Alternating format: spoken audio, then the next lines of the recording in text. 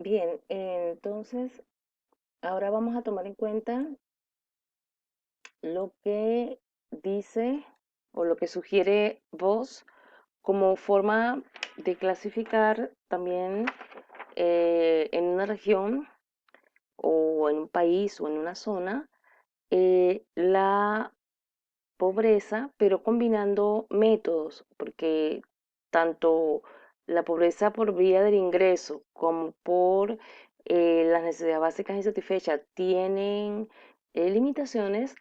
Una de las cosas que planteaba vos es la posibilidad de generar una combinación de la metodología de manera tal que podamos tener una visión mucho más cercana a lo que pueda estar ocurriendo en la zona como producto de las limitaciones en el bienestar de las personas. Entonces, ¿qué es lo que nos sugiere vos?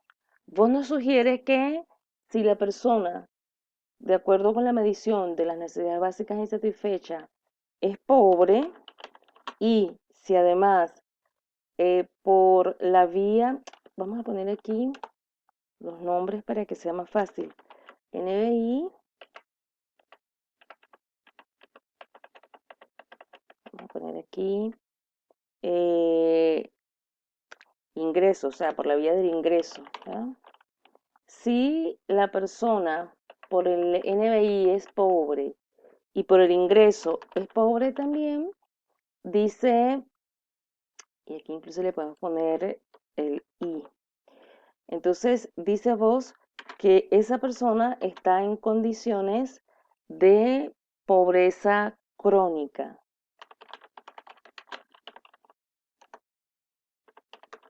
Pero vamos a comentar esto para que no me vaya a dar errores en caso de que me equivoque y corra todo esto, todo este código. No debería, pero puede suceder. Entonces no haya problema.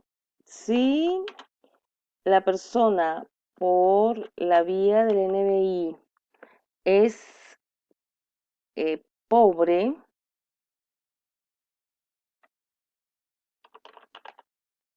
pero por la vía del, de la pobreza, del ingreso es no pobre,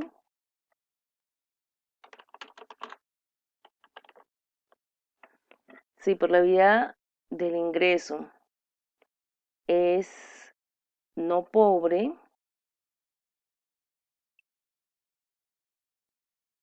entonces esa persona tiene una pobreza inercial.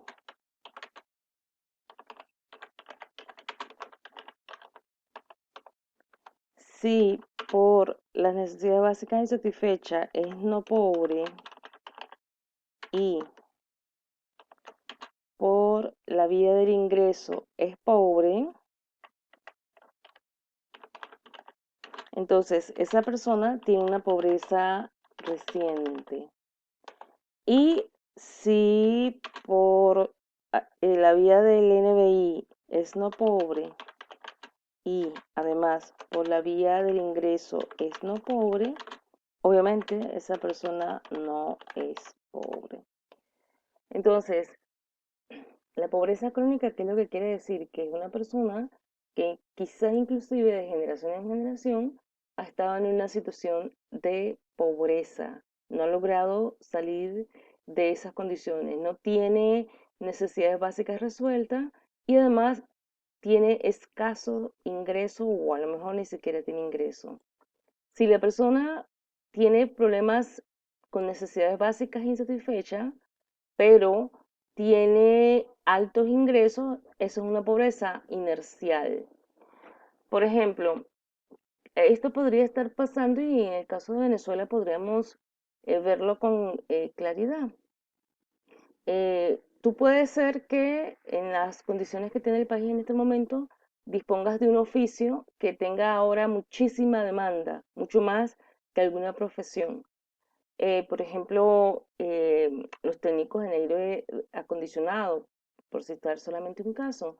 Entonces esa persona posiblemente no ha tenido las posibilidades de que su alto ingreso actual le permita mejorar las condiciones de sus necesidades básicas. Por ejemplo, eh, a lo mejor la situación de la vivienda en la que está no es la más adecuada, o a lo mejor no tiene completo el acceso a los servicios básicos, etcétera. Entonces es una pobreza inercial porque aun cuando ha mejorado su ingreso, todavía existen rémoras de una situación de pobreza. Ahora, si por la vía del NBI la persona no es pobre, pero tiene dificultades a nivel de ingreso, aquí también nuevamente Venezuela nos puede servir de ejemplo. Pienses en el caso de las personas de clase media que de repente vieron disminuir brutalmente sus ingresos, pero como ya tenía una situación en la que disponía una vivienda adecuada, con acceso a servicios de forma adecuada también, etcétera, ha visto, ha tenido una situación de empobrecimiento muy, muy reciente. Venía teniendo una situación bastante cómoda, bastante holgada, no era pobre, pero la caída brutal del ingreso le ha empujado a una condición de pobreza, si bien es una pobreza reciente. Ya vamos a ver entonces en el siguiente video cómo tabulamos esto.